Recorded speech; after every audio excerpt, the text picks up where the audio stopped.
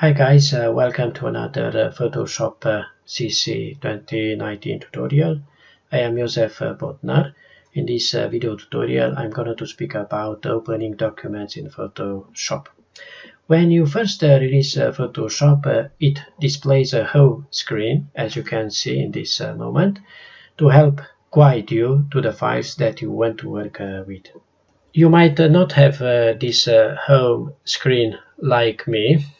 Maybe you have here in the center a big square and inside it a text drag and drop.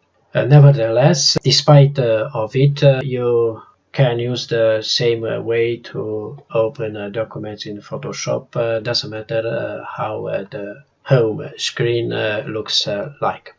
The first way, or one of the ways that you can use to open a document in Photoshop, is to drag and drop an image or a document inside this home screen. I'm going to open this folder. I'm going to drag using left side of the mouse, and I'm going to drop anywhere here inside this home screen this image, and here you go. The image is automatically opened here inside Photoshop. This is the one way to open a document in Photoshop. There is another way that you could use to open documents in Photoshop. For now, I'm going to close these two files, and this will lead me back to the home screen. Another way could be using this open button. Click on it, select the file, and again click on open button, and the image is opened here inside Photoshop. If I close this file again, the home screen is automatically displayed again as you have seen before. But also we can click the home icon in order to display the home screen at any time, even with this document still open. Let's do so. Here now, inside this home screen, you can see the recent file, and I can choose the way it's viewed these recent opened files, using either by thumbnail or by the list. To open a new document from the home screen, I click Create New,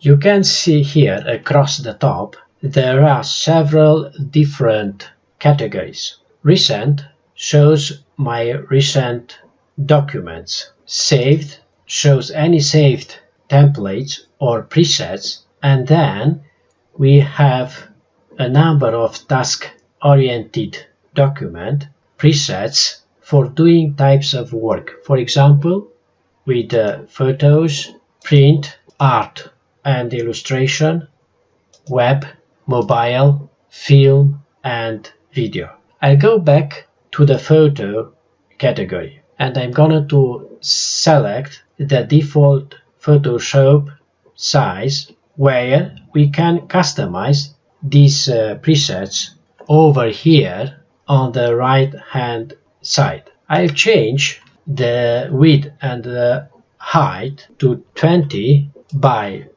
25 inches. Even there I've got another features like orientation, artboards and so on. I'm going to leave this as it is. If I want to open this document often with these settings, I click on Save icon over here. After, I'll give the preset a name. In this case, let it be 20 by 25 at 300 ppi, and then choose to save the preset. We can see the saved preset in the saved category. In order to open it, I'll double click on it. And as you can see, the document was opened. But for now, I close these two documents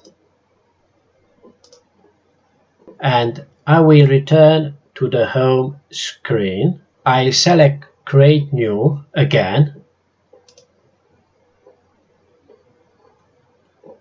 And we can see the saved preset either inside here this recent category, but also in the saved category. If I ever want to delete a saved preset, I click on the trash icon, and now that preset is deleted. Moving again to the photo category, you can see that there are a number of different templates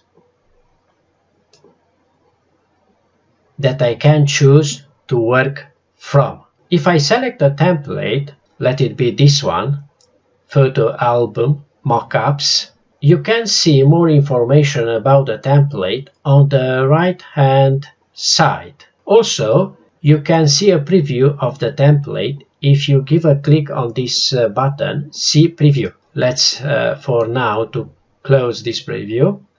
I'm going to download this template with a click on this button Download. The download process started, as you can see, and here we have this progress bar which are showing us how much it is downloaded.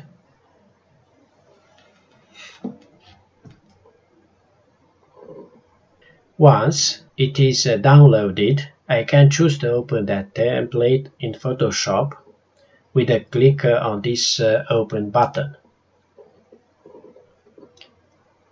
Here you go. Again, I close it for now. I don't need to save the changes. And that will return us to the home screen. Choosing to create new and then selecting saved will display that saved template. There are several additional templates which you can find by searching on Adobe Stock. For now, I close this. I can also hide the home screen at any time if I want.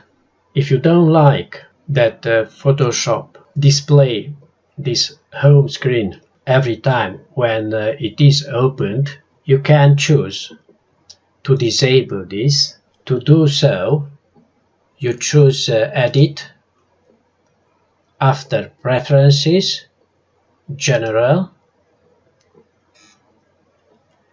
and check the option to disable the home screen. For now, I'm going to leave that on, so I just click Cancel. So there you go.